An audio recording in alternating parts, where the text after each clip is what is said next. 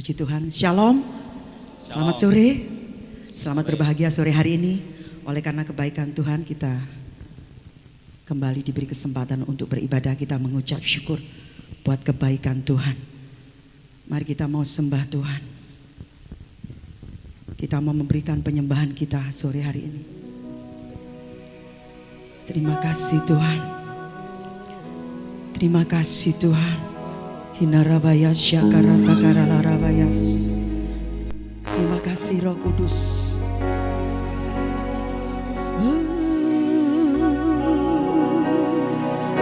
Terima kasih Tuhan buat kebaikan-Mu. Engkau yang terbaik.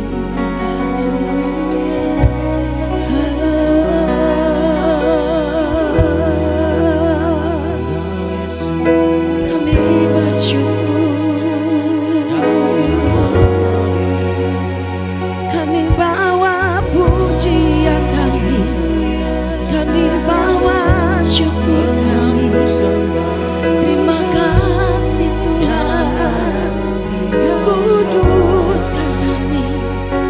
Layakkan kami untuk menyembah-Mu.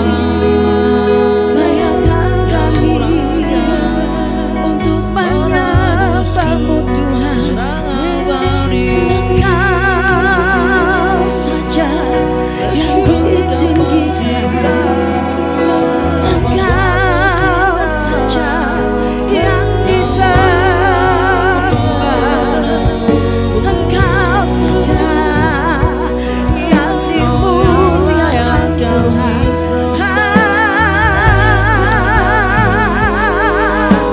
Kami bersyukur. Kami bersyukur. Terima kasih Yesus. Kami bersyukur. Hirarabaya Sikaraba. Hirarabaya Sandaratakaraba. Hirarabaya Sikarabaya Sikarabaya Sande. Kami menyembah. Kami menyembah Engkau. Hirarabaya Engkau yang ditinggikan. Yesus Tuhan, we worship You. Hirarabaya Sande.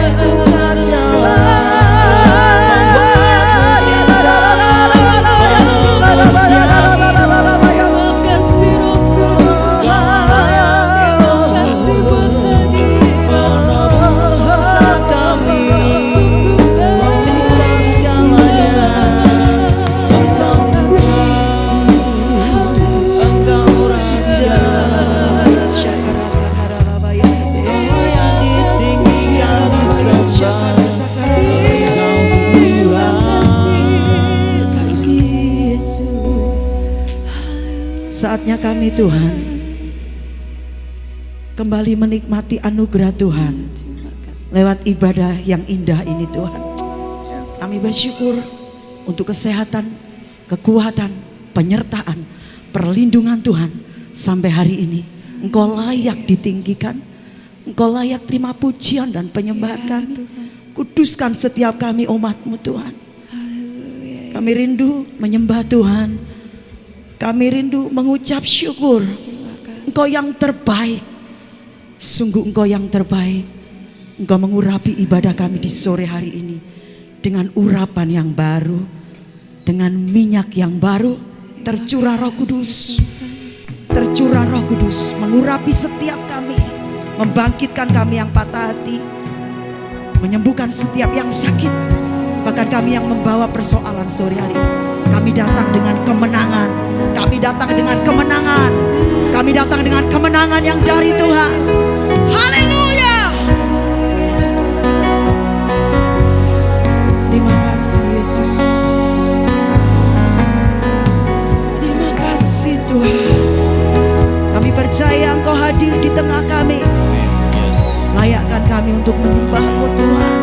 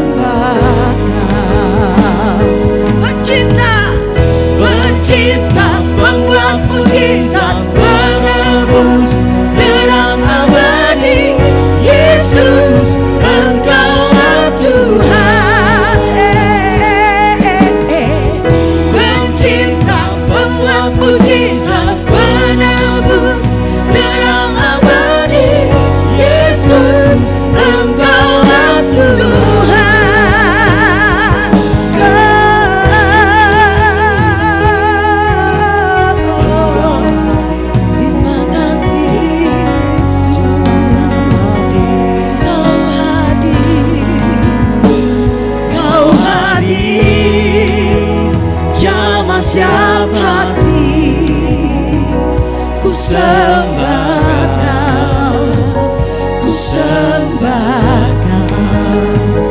Kau hadir, sembuhkan kami, ku sembah Kau, ku sembah Kau. Kau hadir, pulihkan hati, pulihkan hati,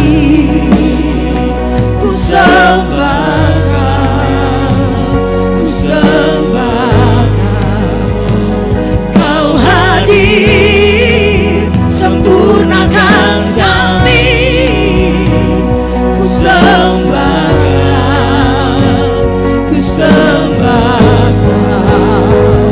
Pencipta, pembuat mujizat, penebus dalam abadi, Yesus, Engkaulah Tuhan. Pencipta, pembuat mujizat, penebus dalam abadi, Yesus, Engkaulah Tuhan.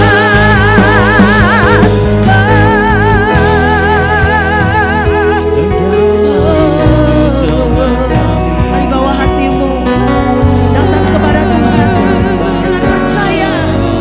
Kau hadir, jamah setiap hati, jamah setiap hati, ku sembah Kau, ku sembah Kau. Kau hadir, sembuhkan kami, sembuhkan kami, ku sembah Kau, ku sembah. Kau hadir, pulihkan hati, ku sembah, ku sembah Kau, ku sembah. Terima kasih Tuhan. Kau hadir, sempurnakan kami, ku sembah Kau, ku sembah Kau. Pencipta, pembuat mujizat, penebus terang abadi, Yesus, Engkaulah Tuhan. Pencipta, pembuat mujizat, penebus terang abadi, Yesus, Engkaulah Tuhan. Pencipta, pembuat mujizat, penebus terang abadi, Yesus, Engkaulah Tuhan. Engkaulah Tuhan, Engkaulah Tuhan, Engkaulah Tuhan, Engkaulah Tuhan, Engkaulah Tuhan, Engkaulah Tuhan, Engkaulah Tuhan, Engkaulah Tuhan.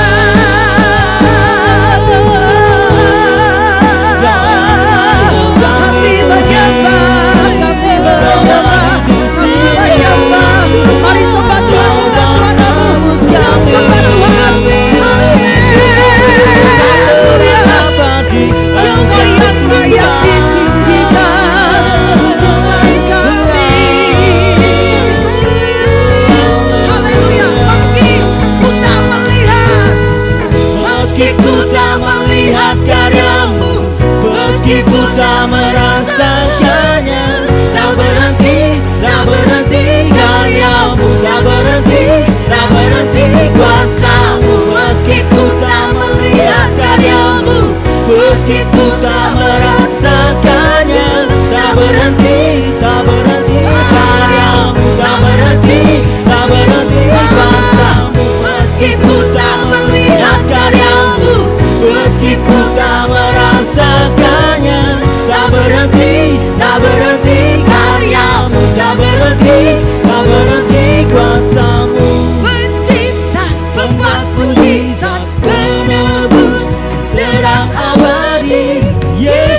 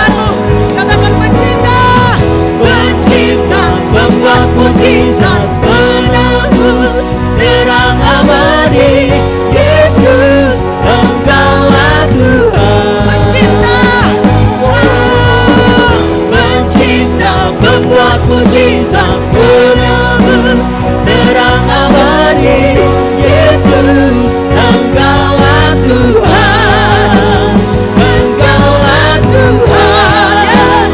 Engkaulah Tuhan, Engkaulah Tuhan, Engkaulah Tuhan, Engkaulah Tuhan, hey. Engkaulah Tuhan, Engkaulah Tuhan, katakan Engkaulah Tuhan.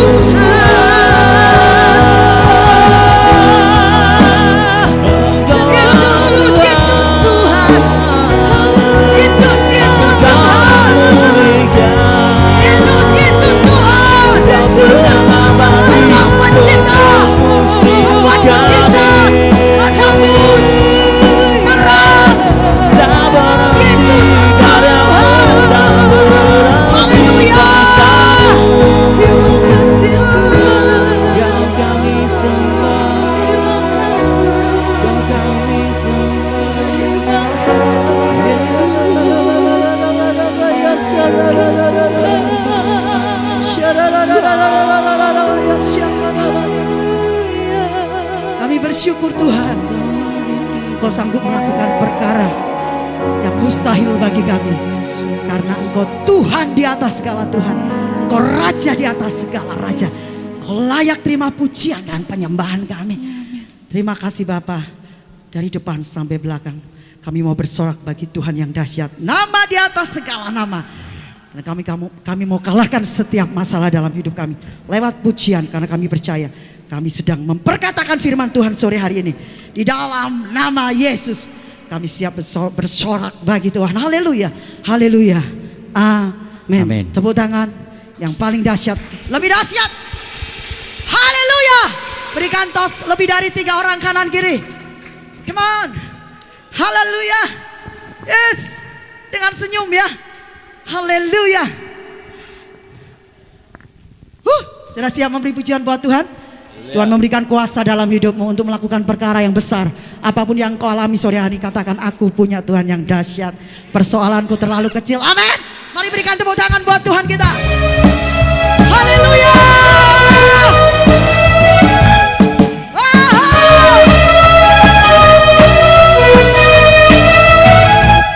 Padaku telah diberikan kuasa, kuasa menaklukkan dunia. Oleh firman-Mu yang hidup, pemerintah dalamku, segala kuasa tunduk dalam nama-Mu. Padaku telah diberikan kuasa, kuasa menaklukkan dunia. Oleh firman-Mu yang hidup, pemerintah dalamku, segala kuasa tunduk dalam nama-Mu. Ada kuasa kebangkitan hidup di dalamku, kuasa yang sanggup hancurkan musuh. Ada kuasa kemenangan hidup di dalamku, Yesus Kau ajaib kekal selamanya. Tepuk tangan yang dahsyat gereja Tuhan.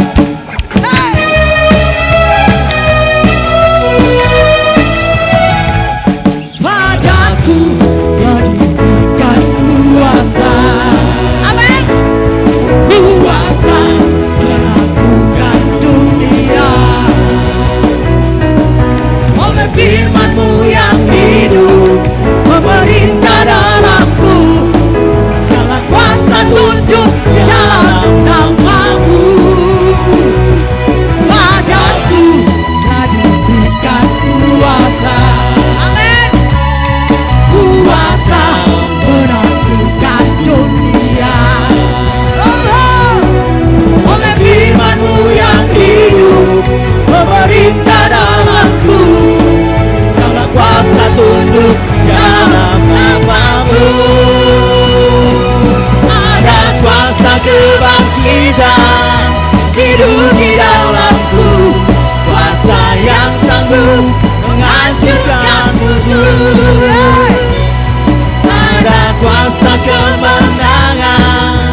hidup di dalamku.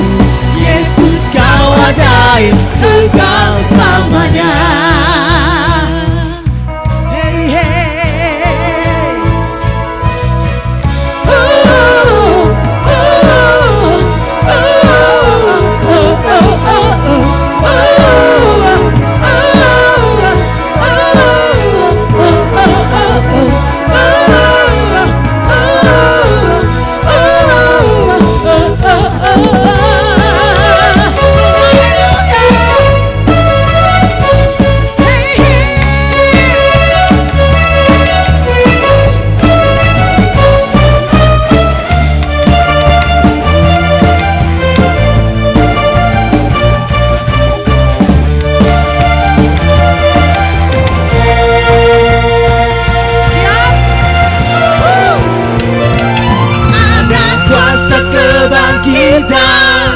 Hidup di dalamku, kuasa yang sanggup menghancurkan musuh.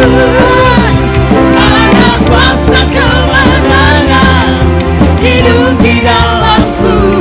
Yesus kau ajaib, kekal selamanya. Ayo katakan. Ada kuasa kebangkitan hidup di dalamku, kuasa yang sanggup menghancurkan musuh. Ada kuasa kemenangan hidup di dalamku. Yesus kau ajaib, kekal selamanya. Yesus kau ajaib, kekal. Yesus kau ajaib, kekal. Yesus kau ajaib, kekal selamanya.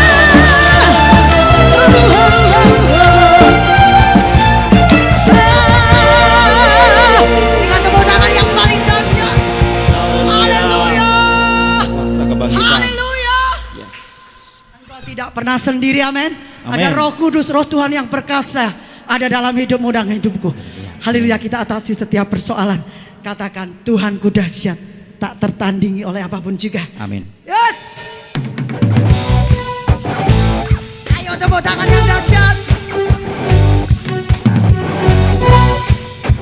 Hey.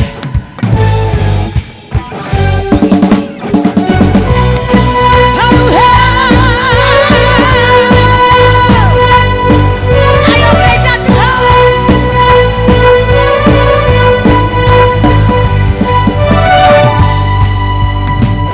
Ada siapa kau bandingkan perbuatannya yang heran? Tak ada. Yes. Kerajaannya yang terbesar tak akan tergoyahkan. Semua musuhmu gemetar mendengar namamu Tuhan, seorang kemenangan. Sungguh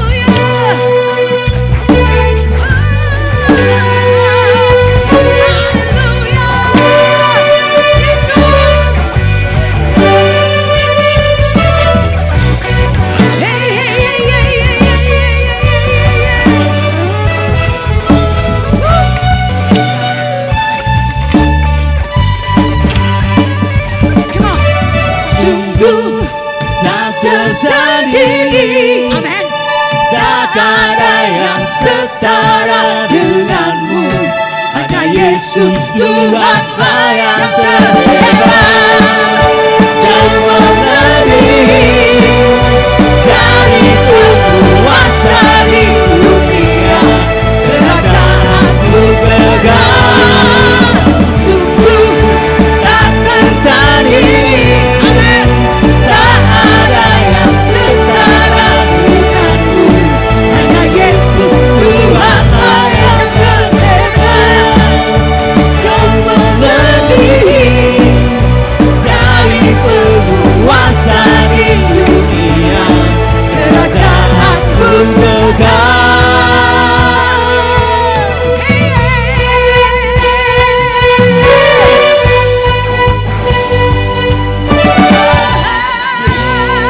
Berikan tepuk tangan sekali lagi. Haleluya, haleluya.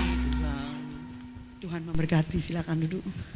Siapkan hatimu, Tuhan bicara. Terima kasih Tuhan.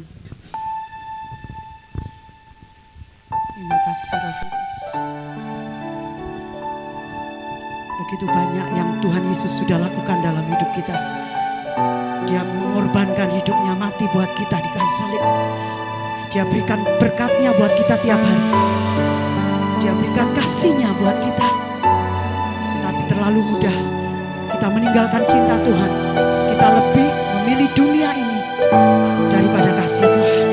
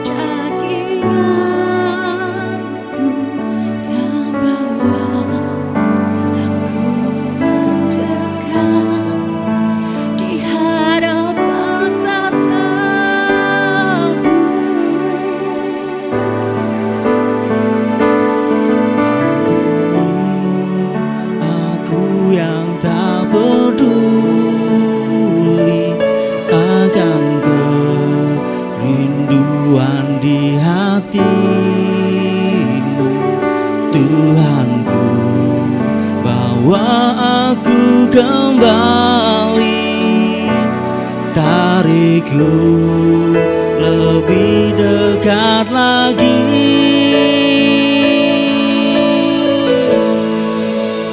Jangan biarkan aku pergi. Jangan biarkan aku berlari menjauh dari tata kasih karunia yang Kau beri. Tanamlah aku di hadirat-Mu, meteraikanku dalam hati-Mu, di hadirat-Mu, di hadapan-Mu, di pelukan-Mu, itulah hidupku.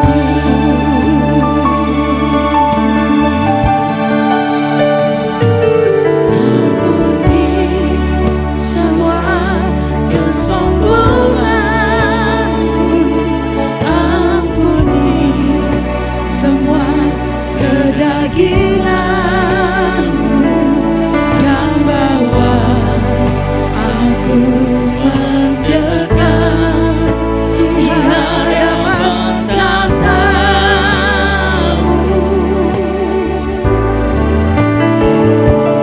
Ampuni aku yang tak peduli akan kerinduan di hati-Mu, Tuhanku. Bawa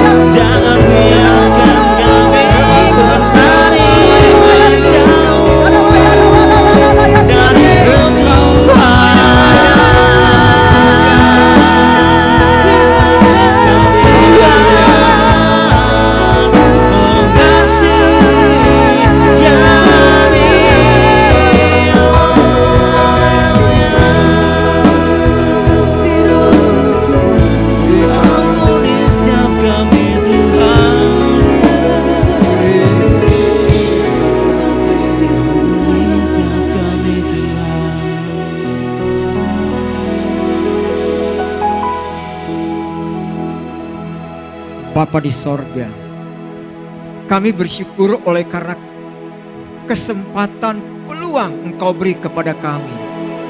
Dan kesempatan peluang kami gunakan pada sore hari ini untuk datang beribadah kepadamu. Engkau menolong peribadatan kami, Engkau juga menolong pembacaan serta pemberitaan firman Allah. Engkau berkati hamba-Mu, jadikan dia alat pada petang hari ini. Dan Roh Kudus tolong kami supaya Engkau bekerja di tiap-tiap kami masing-masing. Biarlah kami bisa menangkap apa yang Tuhan taruh dalam pikiran telinga kami. Dan kami bisa melakukannya. Demi nama Yesus kami sudah berdoa dan bersyukur. Haleluya. Amin. Silakan duduk Bapak Ibu Saudara.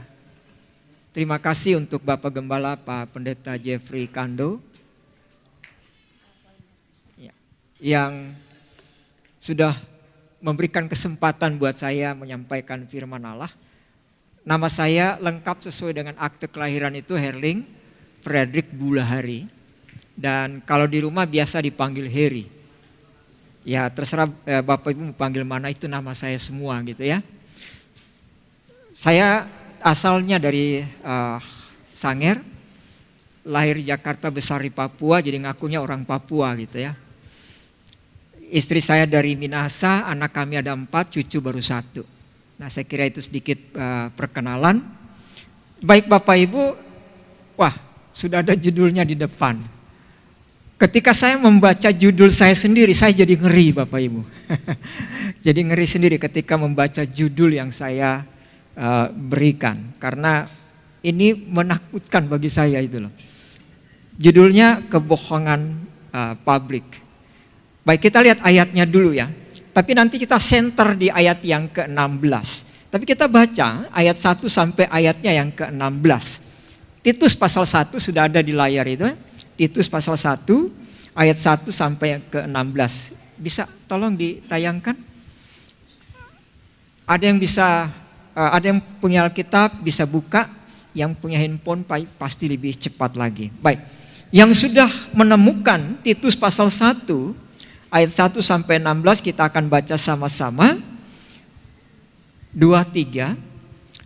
Dari Paulus, hamba Allah dan Rasul Yesus Kristus, untuk memelihara iman orang-orang pilihan dan pengetahuan akan kebenaran seperti yang nampak dalam ibadah kita, dan berdasarkan pengharapan akan hidup yang kekal yang sebelum permulaan zaman sudah dijanjikan oleh Allah yang tidak berdusta, dan yang pada waktu yang dikehendakinya telah menyatakan firman-Nya dalam pemberitaan Injil yang telah dipercayakan kepadaku sesuai dengan perintah Allah juru selamat kita. Kepada Titus, anakku yang sah menurut iman kita bersama, kasih karunia dan damai sejahtera dari Allah Bapa dan Kristus Yesus juru selamat kita menyertai engkau. Aku telah meninggalkan engkau di Kreta dengan maksud ini, supaya engkau mengatur apa yang masih perlu diatur, dan supaya engkau menetapkan penatua-penatua di setiap kota, seperti yang telah kupesankan kepadamu, yakni orang-orang yang tak bercacat, yang mempunyai hanya satu istri, yang anak-anaknya hidup beriman, dan tidak dapat dituduh karena hidup tak senonoh atau hidup tidak tertib. Sebab sebagai pengatur rumah Allah, seorang penilik jemaat harus tidak bercacat, bukan pemarah, tidak serakah, melainkan suka memberi tumpangan, suka akan yang baik, bijaksana, adil, saleh, dapat menguasai diri, dan berpegang kepada perkataan yang benar, yang sesuai dengan ajaran yang sehat, supaya ia sanggup menasihati orang berdasarkan ajaran itu, dan sanggup meyakinkan penentang-penentangnya. Karena sudah banyak orang hidup tidak tertib, terutama di antara mereka yang berpegang pada hukum sunat. Dengan omongan yang sia-sia mereka menyesatkan pikiran. Orang-orang semacam itu harus ditutup mulutnya, karena mereka mengacau banyak keluarga dengan mengajarkan yang tidak-tidak untuk mendapat untung yang memalukan. Seorang dari kalangan mereka, nabi mereka sendiri pernah berkata, dasar orang Kreta pembohong, binatang buas, pelahap yang malas. Kesaksian itu benar, karena itu tegurlah mereka dengan kasih, dengan tegas, supaya mereka menjadi sehat dalam iman dan tidak lagi mengindahkan dongeng-dongeng Yahudi dan hukum-hukum manusia yang berpaling dari kebenaran. Bagi orang suci semuanya suci, tetapi bagi orang najis dan bagi orang tidak beriman suatu pun tidak ada yang suci, karena baik akal maupun suara hati mereka najis. Mereka mengaku mengenal Allah, tetapi dengan perbuatan mereka menyangkal Dia. Mereka keji dan durhaka dan tidak sanggup berbuat sesuatu yang baik. Demikian jauh pembacaan firman Allah. Yang berbahagia adalah mereka yang mendengarkannya dan kemudian melakukannya. Terpujilah Kristus selamanya. Amin. Nah, Bapak Ibu, sekali lagi saya jadi ngeri dengan judul ini. Itu menjadi tamparan sendiri buat saya. Jadi sementara saya khotbah, saya lagi khotbahkan diri sendiri. Jadi saudara bisa tersinggung, saya juga bisa tersinggung gitu ya. Intinya kita sama-sama bertobat. Baik. Next, wah ada di sini ternyata. Tapi nggak apa-apa, minta bantuan situ aja ya. Baik, pernah dengar berita ini karena jauh di negara sana ya. Dia wanita yang masih muda sejatinya, Karena dia kelahiran tahun 84. Jadi usianya baru berapa ya? 40-an ya. Masih muda. Tetapi saudara, dia buat sebuah kebohongan yang menyebabkan dia punya perusahaan. Kemudian menurut perusahaannya itu dia punya terobosan baru untuk menyembuhkan orang. Begitu sederhana. Bisa hanya dengan darah yang dari jari aja itu bisa menyembuhkan berbagai macam penyakit di dalam tubuh manusia. Ketika penelitiannya membuat penelitian, ternyata mereka gagal penelitiannya itu. Tetapi Elizabeth ini berkata begini, tidak usah itu disebarkan, kita tetap berkata ini sukses. Dan itu kemudian di launching, banyak orang menggunakan produk dia. Hasil endingnya semuanya tidak ada yang sembuh.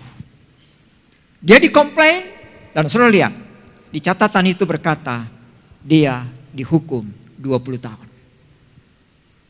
Demi uang dia harus membuat kebohongan. Padahal sudah buat penelitian seharusnya akan jujur gitu ya. Tapi itu yang terjadi. Nah baik Bapak Ibu, itu sedikit pendahuluan bagi kita. Salah satu contoh kebohongan publik yang dilakukan seorang wanita muda, pengusaha yang sukses sejatinya.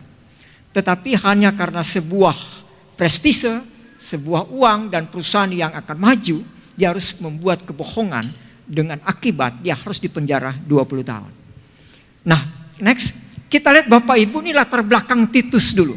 Supaya kita punya gambaran kenapa sampai ayat ini begitu sangar, menakutkan. Nah di Kreta itu termasuk sebuah pulau besar di lepas pantai Yunani, termasuk pulau yang cukup besar. Dan budaya di daerah Kreta itu terkenal jahat. Di sana terkenal jahat juga ada pengkhianatan, ketamakan, kekerasan seksual dan kejahatan lain-lain dan teman-temannya, gitu ya. Tetapi di situ ada jemaat Kristen yang baru bertumbuh. Dan ketika jemaat Kristen baru itu bertumbuh, muncullah kelompok-kelompok oposisi yang tidak suka dengan pengajaran-pengajaran yang benar. Dan mereka menyusup masuk ke dalam sidang jemaat. Dan kemudian Paulus menulis surat kepada Titus. Next. Paulus berkata begini kepada Titus. Saya ingin membagi supaya kita punya alur pikiran secara sistematis. Lihat salam ayat 1-4 itu biasa. Lalu tujuannya. Jadi tujuan Paulus menempatkan Titus di daerah Kreta itu ada 3. Yang pertama memelihara iman orang-orang pilihan. Itu yang pertama. Yang kedua pengetahuan akan kebenaran. Kenapa? Karena iman mereka itu lagi bertumbuh-tumbuhnya. Dan di tengah-tengah iman yang bertumbuh itu ada banyak ajaran-ajaran yang tidak sesuai. Dan Paulus berkata kepada Titus, engkau harus memelihara iman orang-orang pilihan ini. Yang kedua, pengetahuan akan kebenaran. Yang ketiga, berdasarkan pengharapan akan hidup yang kekal. Jadi 3 tugas yang diberikan, tujuan yang diberikan Paulus kepada Titus. Nah sekarang apa sih tugasnya? Nah tugasnya cuma 2 Bapak Ibu. Next. Yang pertama, mengatur apa yang perlu diatur. Itu ayat yang kelima, yang kelima. Yang perlu diatur nanti diatur deh. Yang kedua tugasnya adalah menetapkan penatua di setiap kota. Menetapkan. Nah orang-orang seperti apakah yang ditetapkan sebagai penatua? Itu hanya 4 kriteria aja. Di situ dikatakan tidak bercacat ayat 6. Tidak mempunyai, yang mempunyai hanya 1 istri. Yang anak-anaknya hidup beriman, tidak dapat dituduh karena hidup yang tidak senonoh atau hidup tidak tertib. Ayatnya yang ke-6. Itu syaratnya itu doang. Tetapi mari kita lihat kenapa Paulus berkata kepada Titus itu ada syaratnya orang dengan 4 kriteria. Lalu apa alasan sampai Paulus memberikan kepada Titus 4 kriteria itu? Lihat alasannya, next. Ada 13 alasan yang diberikan oleh Titus kepada orang-orang jemaatnya. Yang pertama dia berkata begini, harus tidak bercacat. Itu alasan yang pertama. Alasan yang kedua, tidak angkuh. Karena orang-orang Kreta itu orang yang sombong.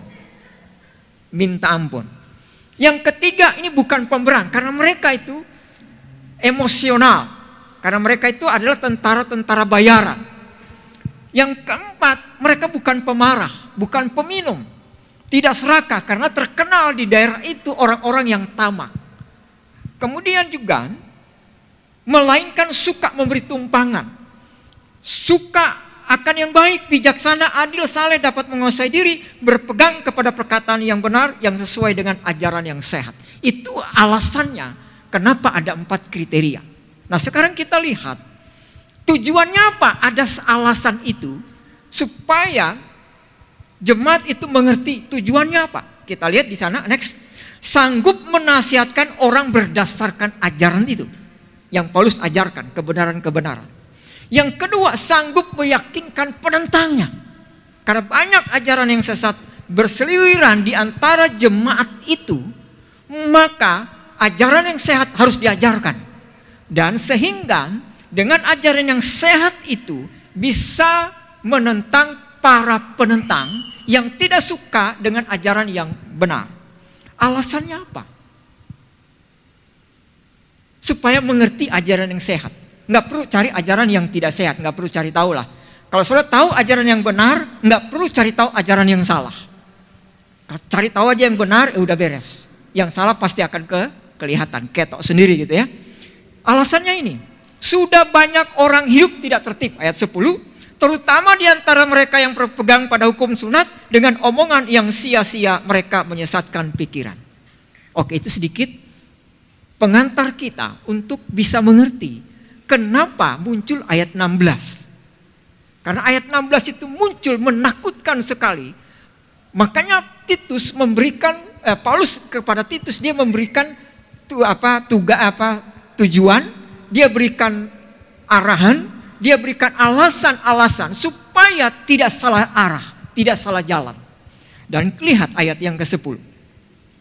Ada di sana dikatakan begini, sudah banyak orang hidup tidak tertib. Kalau saudara baca bahasa Indonesia, kita tidak begitu jelas apa yang dimaksud dengan hidup tidak tertib. Sedikit belajar bahasa Yunani, Pak Gembala ya, Ibu Gembala ya. Nah, bahasa Yunaninya adalah anupatoi. Dari kata hupatasu. Artinya apa? Hupatasu itu artinya tunduk. Tunduk. Kalau dia itu berarti dia tidak tunduk. Oke.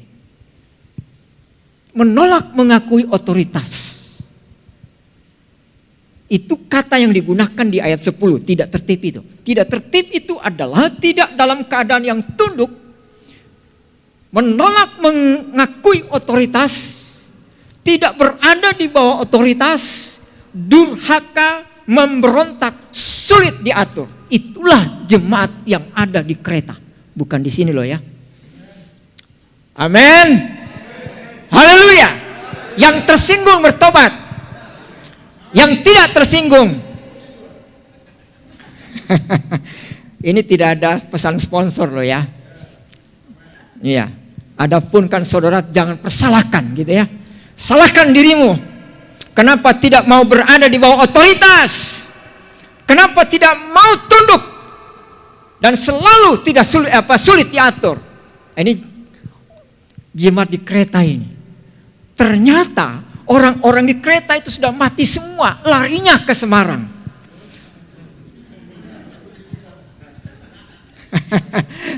Rohnya datang ke sini. Dalam nama Yesus keluar sana. Rohnya keluar ya, orangnya jangan. Ya kita bina aja. Nanti kalau sulit diatur baru kita keluarkan. Baik, itu kata tidak tertib. Jadi tidak tertib artinya dalam bahasa Yunani adalah anupoktaktoi. Dia tidak mau berada di bawah otoritas. Dia pemberontak. Itu gereja Tuhan yang ada kebanyakan di belahan ini. Mudah-mudahan disingkirkan roh pemberontak dari sini. Amin. Ya, aminnya pelan juga ya. Yang tidak amin, itu saya pertanyakan. Baik, itu arti kata itu. Tidak tertib itu loh, tidak tertib. Bukan dia ngantri satu-satu, bukan. Bukan dia harus dari depan duduknya. Kan biasa kita kan duduknya dari belakang, betul ya? Kalau di bioskop duduknya dari depan. Ya jangan tersinggung juga. Karena saya tidak menyinggung, tapi saya menyindir. Lihat, itu ayat 10 dia gunakan. Jadi ganti kata tidak tertib dengan orang yang pemberontak. Itu lebih pas. Jadi sejatinya surat Titus ini bahasanya kasar sekali. Karena memang jemaat di Kreta itu latar belakangnya itu berandalan semua. Garong semua. Latar belakangnya peminum. Latar belakangnya pemberontak. Roh pemberontak itu masuk ke dalam gereja, menyusup di dalam gereja Kreta. Makanya Paulus baca itu dan Paulus tulis kepada Titus, orang-orang pemberontak itu jangan jadi pengurus. Ini syaratnya. Makanya saya bilang tadi syaratnya cuma 4. Kenapa cuma 4? Ada alasan. Ada tidak peminum, tidak pemarah, begitu ya ceritanya. Nanti kita tidak bahas masalah itu, tapi kita bahas yang ini. Lihat, kemudian ayat yang ke-10 lagi masih berkata begini. Next. Dengan omongan yang sia-sia, mereka menyesatkan pikiran. Kurang begitu jelas dalam bahasa Indonesia. Bahasa Yunaninya, sedikit lagi kita belajar ya. Kata yang digunakan itu ada 2 kata di sana. Mataiologi, logoi, dan prenapatai.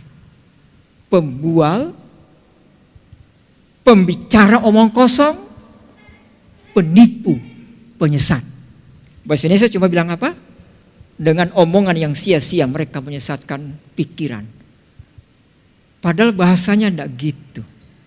Bahasanya kasar banget. Jadi kalau kita terjemahkan bahasanya begini. Sudah banyak orang yang pemberontak di sini. Sudah banyak orang yang pembual dan penipu di sini. Itu kira-kira begitu tulisannya.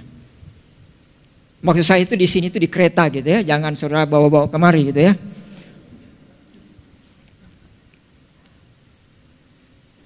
Nah sekarang ada cara untuk mengatasi orang-orang kayak gitu. Paulus kasih cara. Dia cuma tidak kasih ajaran, tapi dia cara. Dia bilang gini. Mau atasi itu orang-orang pemberontak ada deh triknya. Next, lihat ini triknya. Dia berkata begini. Cara menghadapi ayat 11. Orang-orang yang semacam itu harus ditutup mulutnya.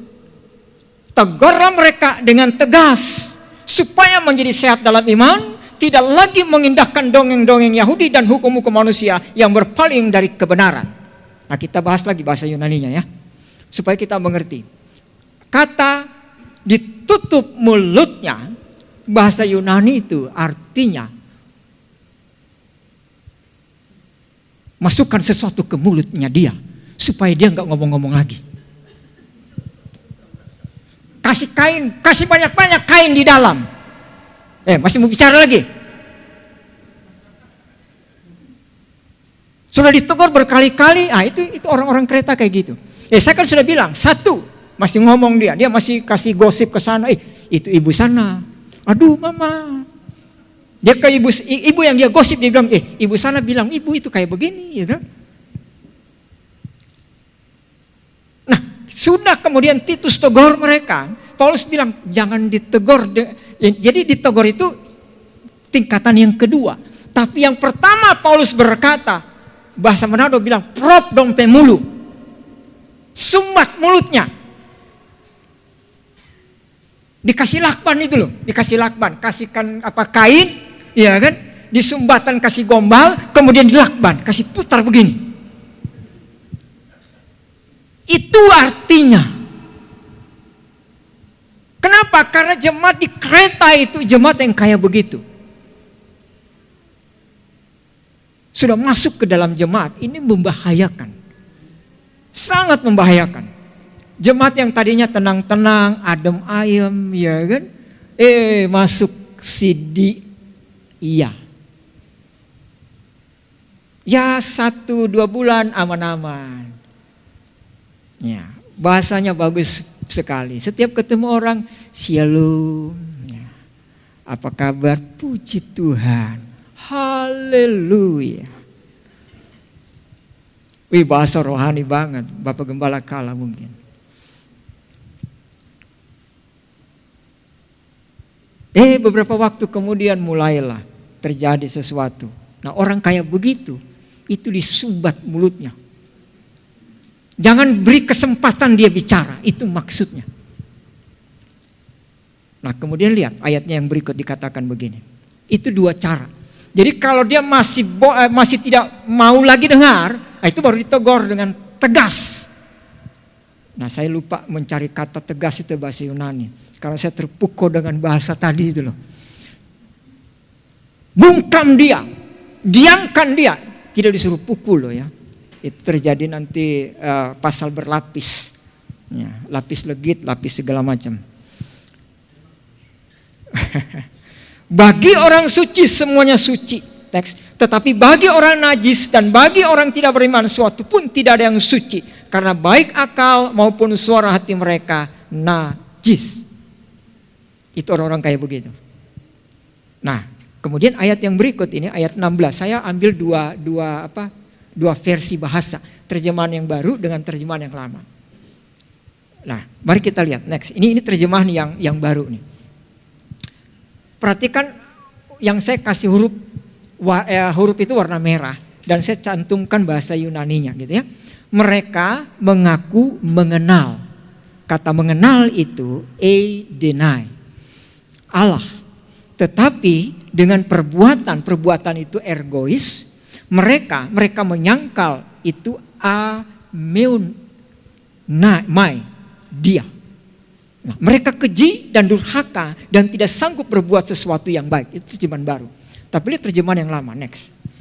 Mereka itu mengaku dirinya mengenal. Eidenai. Allah. Tetapi dengan ergois perbuatan mereka itu, mereka membukakan ameumai dia, terkena benci dan menjadi durhaka, dan bagi sebarang apapun pekerjaan yang baik tiada berguna. Turunkan lagi, lihat yang terjemahan baru. Dari penjelasan saya di atas, maka muncullah ayat 16. Ayat 16 muncul dengan alasan yang tadi saya bilang. Orang-orang yang tadi pemberontak, orang-orang yang tidak mau diatur, yang tidak mau dibawa otoritas, disuruh A dibikin B, disuruh B dia bikin C, disuruh C dia balik lagi ke A.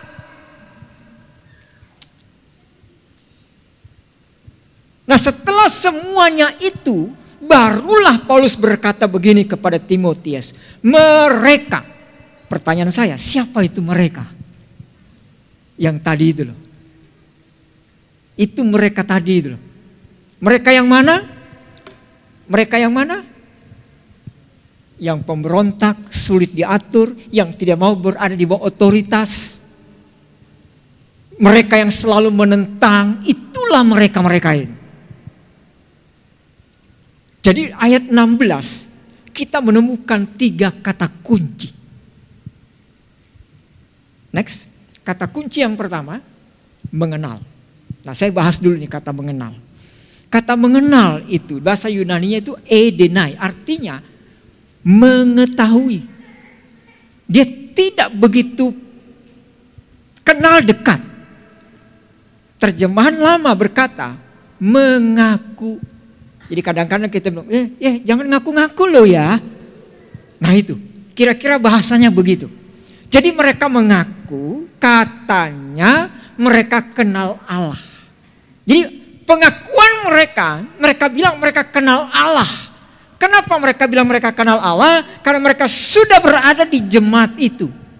Udah rajin doa puasa, rajin pelayanan, visitasi dan lain sebagainya. Rajin banget. Jadi dia berkata mereka mengaku.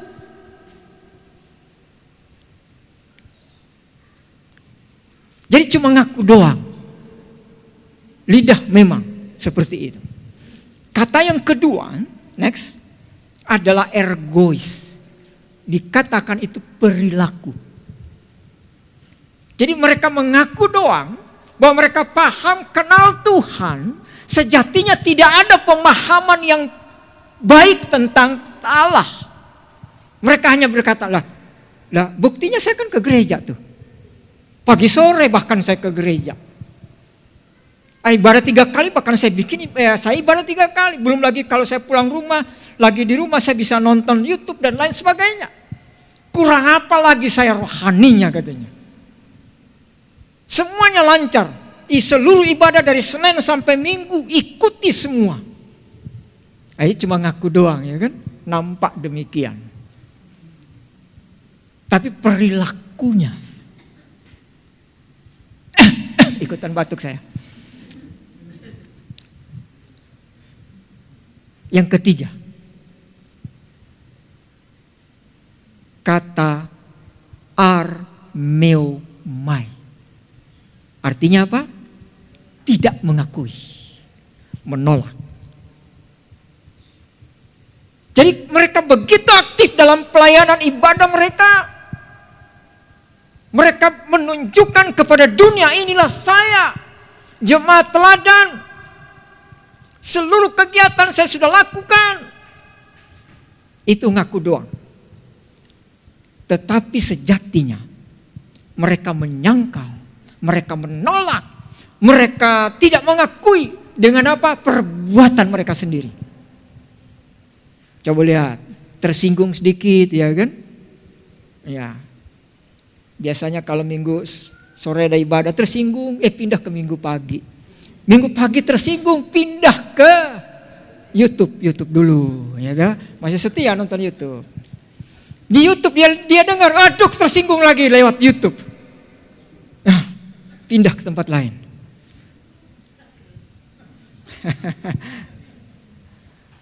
Biasanya sudah ada di mimbar ya kan, di sini pelayanan. Dengar kata-kata yang tidak enak sedikit, turun dia.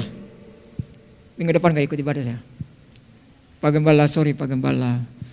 Saya tidak, minggu depan absen Pak Gembala ya. Kenapa? Enggak, biasa ada kesibukan sedikit. Lama-lama duduk depan, duduk terus di belakang, lama-lama nggak hilang dari gereja. Itu saya pernah ketemu loh di satu gereja yang di sebelah sana. Ya, karena saya berdiri di sini soalnya, di sebelah sana. Kalau saya di sebelah sana, saya bilang di sebelah sini. Itu banyak terjadi.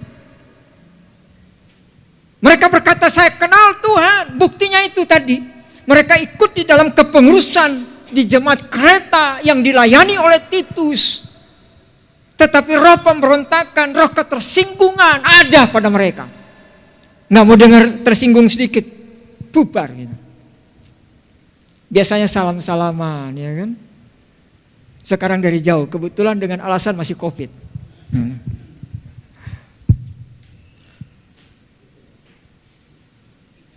Mari kita lihat kata mereka tadi. Saya ulang lagi kata mereka. Next. Mereka mengaku dirinya mengenal Tuhan. Nah, siapa mereka tadi? Saya ulang lagi dengan yang dari atas. Next ya. Yang tadi. Siapakah mereka di sini? Para guru sesat yang sudah tersebar dalam jemaat. Hati-hati. Kata Paulus kepada Titus. Hati-hati Tus.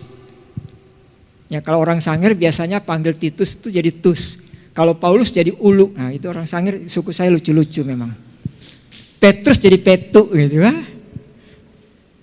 Nah Titus, Paulus ngomong hati-hati loh Tus. Mereka itu ada di dalam jemaat loh. Bahkan ada yang sudah jadi pengurus loh. Hati-hati pengurus inti. Tangan kanan, tangan kiri lagi. Lama-lama mereka pakai kaki kanan, kaki kiri. Nendang gitu. Mereka itu seperti apa? Mereka menentang akan apa? Kebenaran. Mereka itu seperti apa? Mereka menentang akan janji-janji Allah yang tidak berdusta. Bukankah Allah berkata, aku setia dan tidak akan sekali-kali membiarkan bahkan meninggalkan engkau. Tetapi mereka berkata kepada orang lain, bohong itu. Buktinya saya ada masalah aja ya kan. Didoain enggak malah. Dibesuk pun enggak. Nah itu. Lama-lama dia mutung gitu ya. Mereka menentang perkataan yang benar dan ajaran yang sehat. Mereka tidak tertib, itu pemberontak tadi. Mereka mengajarkan ajaran yang berbeda. Ikut saya. Ada deh sesuatu deh, ada door prize-nya. Mereka menolak kebenaran. Ayat 16 muncul gara-gara itu tadi. Yang saya sampaikan di atas. Nah sekarang mari kita lihat. Apa akibat orang yang melakukan pembohongan. Jadi mereka sudah berdusta. Mereka bertopeng. Mereka masuk dengan tujuan. Dengan sesuatu yang ada punya motivasi tersendiri. Mereka masuk ke sana. Dan mereka membohongi semua orang. Sampai-sampai orang berkata gini, tidak menyangka ternyata. Mari kita lihatin akibat dari pembohongan publik ini. Ayat 16 berkata, menjijikkan. Bahasa Indonesia masih kalem. Tapi bahasa Yunani berkata, menjijikkan. Mereka tidak taat. Dan yang terakhir itu didiskualifikasi. Tidak berharga. Jadi kalau Bapak Ibu melakukan kebohongan dengan tujuan tertentu, maka kita pasti akan didiskualifikasi. Kenapa? Next. Banyak orang yang mengaku percaya kepada Yesus Kristus. Mengaku, tetapi pada saat yang bersamaan hidupnya tidak taat kepada Allah dan firman-Nya. Dia mengaku, tetapi pada saat yang sama hidupnya, buah-buah yang dikeluarkannya menunjukkan apa yang dia katakan tidak sejalan. Kita lihat ini kasus yang besar.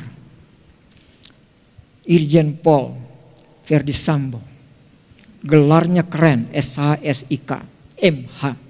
Masih muda, umur 40-an, kelahiran tahun 73. 13 Februari 2003, divonis mati. Naik banding, Rabu 12 April, divonis juga mati. Bintang berguguran. Dia kurang apa? Ke gereja aktif, saya dengar kata orang. Kan saya tidak ketemu ya kan? Ditunjukin fotonya di gereja. Orang kagum, punya kedudukan tinggi. Tapi ternyata kebohongan publik yang dilakukan. Sama dengan Elizabeth yang tadi pertama di atas. Ini pasti familiar di telinga kita kan? Yang tadi tidak familiar. Seringkali mungkin kita tidak lakukan sama dengan si Sambo. Mungkin beda. Tapi itu yang kita lakukan bukan?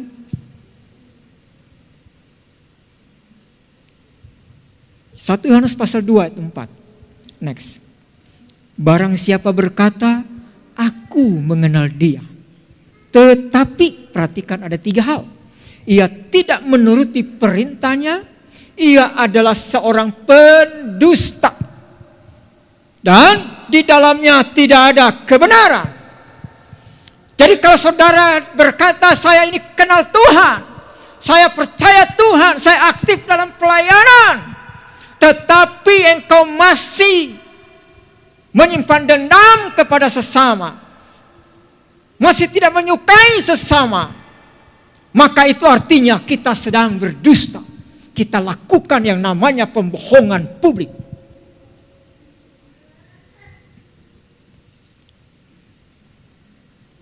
Ada begitu banyak orang lakukan ini. Tidak heran imannya tidak maju-maju. Tidak heran dia stuck di situ aja.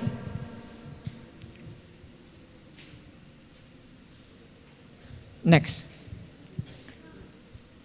Kekristenan yang sejati tidak dapat dinilai dengan satu, aksesoris yang kita kenakan. Oh, Kristen, ada kalung salib, anting salib, cincin salib, gelang salib. Di kaki ada gelang salib, tatonya salib. Kemeja pakai salib. Jadi kekristenan yang sejati tidak dinilai dengan aksesoris yang kita gunakan. Tapi jangan dikeluarin salibnya ya. Gitu, pakai aja nggak apa-apa. Tetapi itu tidak mengatakan kita Kristen. Yang kedua, kekristenan yang sejati tidak dapat dinilai dengan perkataan-perkataan rohani yang kita ucapkan. Kita sedang berkamuflase. Kita sedang mengadakan kebohongan publik dengan berkata shalom, haleluya, puji Tuhan. Next.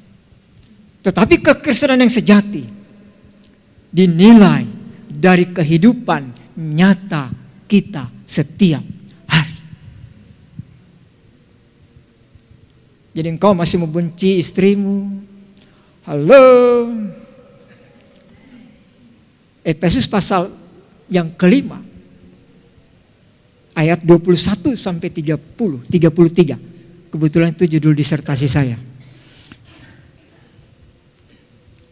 Suami mengasihi istri itu sama dengan dia mengasihi dirinya sendiri. Istri-istri tepuk tangan dulu dong. Halo gitu ya. Jadi kalau suami menyakiti istri, suami sedang menyakiti dirimu sendiri.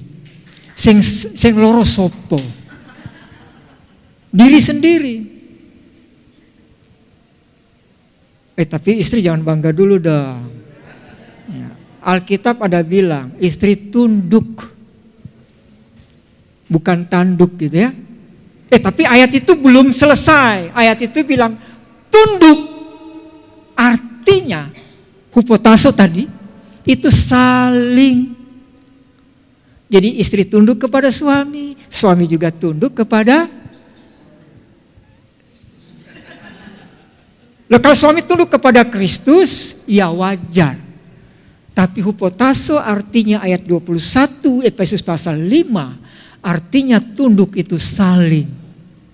Suami tunduk kepada istri, istri tunduk kepada suami. Amin. Mana suara ibu-ibu?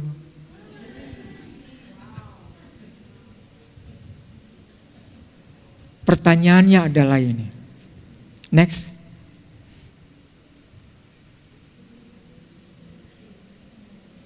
Bukan begini. Bagaimana dengan papi? Bukan. Ya, jangan saling nengok loh ya. Nengok ke dalam. Lihat ke dalam.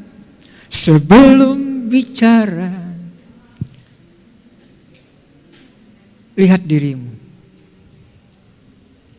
Bagaimana dengan saya? Saya juga bertanya kepada saya gitu ya.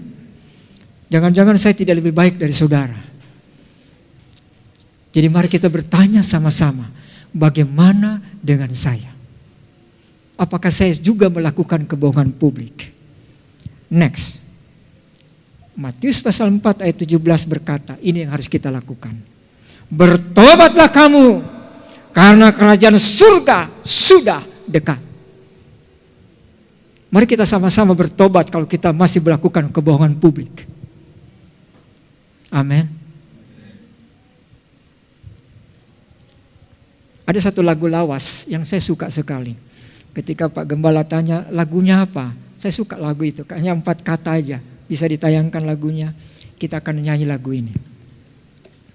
Bapak Ibu, kebohongan publik itu sangat menjijikan, kata ayat Alkitab. kebohongan publik akan membuat kita dikeluarkan.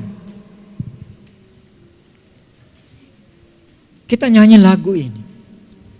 Selidiklah akan daku. Bukan selidik akan hati suamimu, hati istrimu, hati anakmu, menantumu, mertuamu, tetanggamu, tapi selidiki hatimu sendiri. Saudara berkata saudara adalah anak-anak kerajaan. Saudara berkata saudara ini anak-anak kerajaan sorga.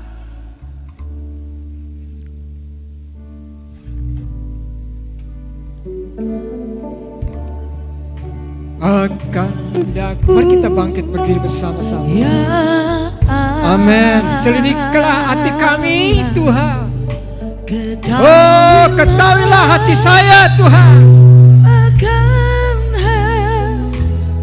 Ujilah hati saya Tuhan.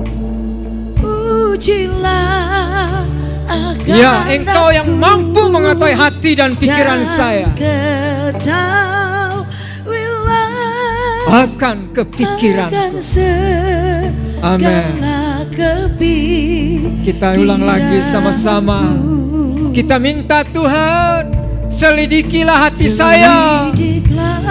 Selidiki hati saudara.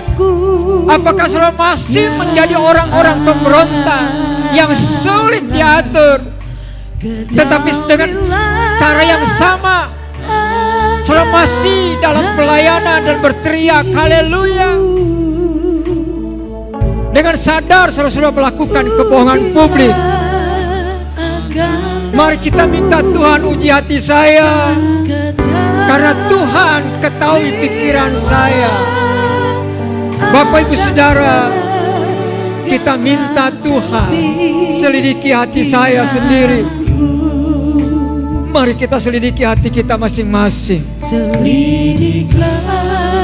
Jika masih ada dendam, jika masih ada kemunafikan, jika masih ada kebencian, jika masih ada sakit hati, itu artinya saudara masih melakukan kebohongan publik. Cara yang terbaik untuk saudara lakukan adalah bertobatlah kamu, karena kerajaan Allah sudah dekat. Haleluya. Musik jalan terus. Sementara kita selidiki hati kita, kita minta Tuhan, Tuhan selidiki hati saya Tuhan. Mari Bapak Ibu kita tutup mata, kita merenung sejenak. Kita berkata Tuhan, oh selidiki hati saya. Ampuni jika saya masih ada dendam. Ampuni jika saya masih ada menyimpan sakit hati, kepahitan, kebencian, ketidaksukaan. Katakan Tuhan ampuni saya. Saya tidak akan lagi melakukan kebohongan publik. Ampuni saya Tuhan. Haleluya. Kita nyanyi sama-sama. Selidiki akan mimbar saya serahkan ke Bapak Gembala. Amin.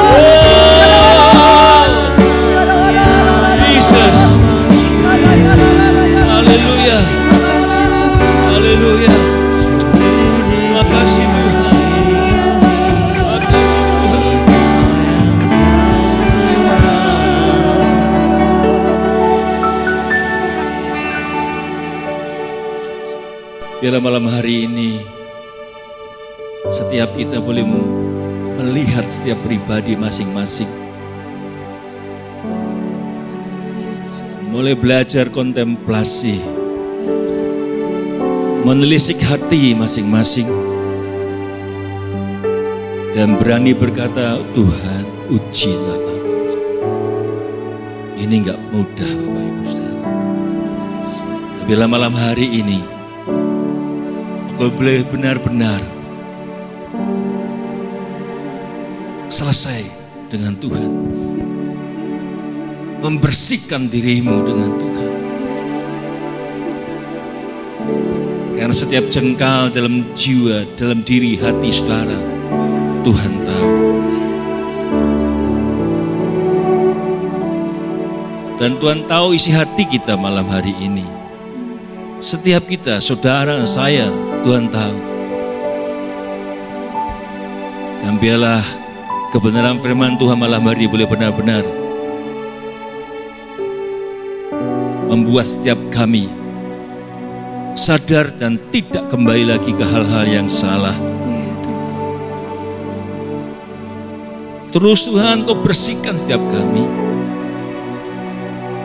Dan tidak kebetulan kebenaran firman-Mu malam hari ini yang terus setiap minggu disampaikan dan terus Tuhan menguatkan setiap kami. Malam hari ini setiap saudara yang benar-benar mau mengubah hidup saudara, dan Kau punya komitmen yang baru, saudara boleh tanganmu di dada, katakan, itu aku Tuhan. Katakan, yes Tuhan, itu aku mau berubah. Aku mau melakukan perubahan dari diriku. Dan bila Tuhan melihat setiap hati saudara yang mau diubahkan. Karena ketika engkau berubah, maka hidupmu akan mengubah hidup orang lain. Terima kasih Bapa. Terus Tuhan beracara atas setiap saudara. Terus beracara. Makasih Bapa, berkati setiap kita dalam nama Tuhan Yesus. Pulihkan, sembuhkan, sucikan, bersihkan Tuhan. Sehingga setiap kami boleh benar-benar selesai dengan Tuhan. Dan satu hari nanti Tuhan berkata, sabaslah engkau hambaku yang setia. Terima kasih Bapak, memberkati hamba-Mu Pak Heri Bulhari Bapak. Terus pakai hidupnya, keluarganya. Biar kebenaran firman Tuhan boleh juga dalam atas hidupnya kami semua. Berkati Tuhan. Dan kita semua yang diberkati Tuhan sama-sama katakan amin.